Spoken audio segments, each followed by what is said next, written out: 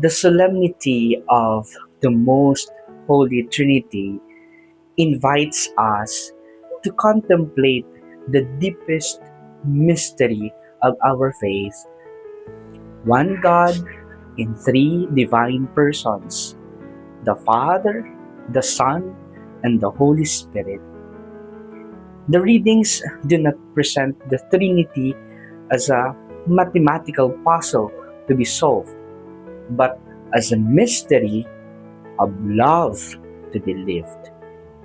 The Church teaches that there is one God in three distinct persons. The Father is God, the Son is God, and the Holy Spirit is God. Yet, there are not three gods, but one God. The Father is neither the Son nor the Spirit. The Son is neither the Father nor the Spirit. And the Spirit is neither the Father nor the Son. They are distinct in person, but one in divine nature. The great contribution of the Cappadocian Fathers, especially Saint Basil the Great, Saint Gregory of Nazianzus, and Saint Gregory of Nyssa, was to explain that the Trinity is a communion of persons. Each divine person exists in a perfect relationship of self-giving love with the others. The Father eternally gives Himself to the Son. The Son receives and returns that love to the Father, and the Holy Spirit is the eternal bond of love between them. This means that at the very heart of reality is not isolation, but communion. The Gospel beautifully expresses this divine love. For God so loved the world that He gave His only Son. The Father gives, the Son is given, and the Holy Spirit applies this gift of salvation to humanity. The Trinity is therefore not a closed circle of love, but an overflowing communion that reaches out to us. This has implications for our Christian life.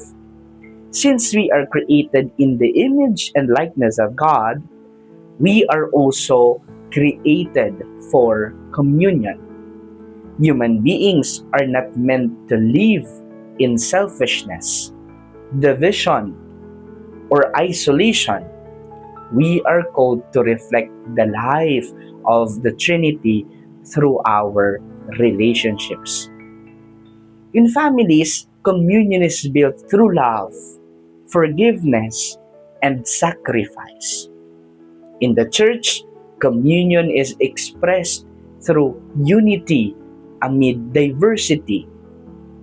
In society, communion grows when people seek the common good rather than personal advantage. Many of the struggles of modern life stem from loneliness, fragmentation, and broken relationships. Despite being more connected through technology, many people feel disconnected from others. The doctrine of the Trinity reminds us that authentic fulfillment is found not in radical individualism but in genuine relationships rooted in love and mutual self giving. The Catechism teaches that God Himself is an external exchange of love. Father, Son, and Holy Spirit, and He has destined us to share in that exchange. This means that salvation is ultimately an invitation to participate in the life of the Trinity itself. Saint Augustine of Hippo once reflected that wherever there is true relationship of love, we catch a glimpse of the Trinity. Every act of self-giving, every reconciliation, every effort to preserve unity reflects something of God's own life. Today, the Trinity challenges us to ask, do I build communion or division in my family? Do I seek unity or only my own interest? And do my relationships reflect the self-giving love of God? The Holy Trinity is not merely a doctrine to be recited in the creed. It is the model for Christian living. The Father, Son, and Holy Spirit teach us that true greatness is found in self-giving love, and true happiness is found in communion.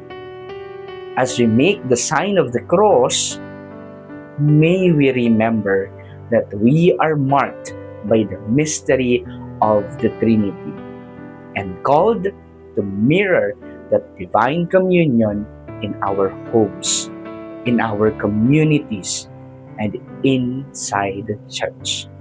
For in the end, the God who is Father, Son, and Holy Spirit is not a solitary God, but a communion of love. And we are invited to live in that communion forever.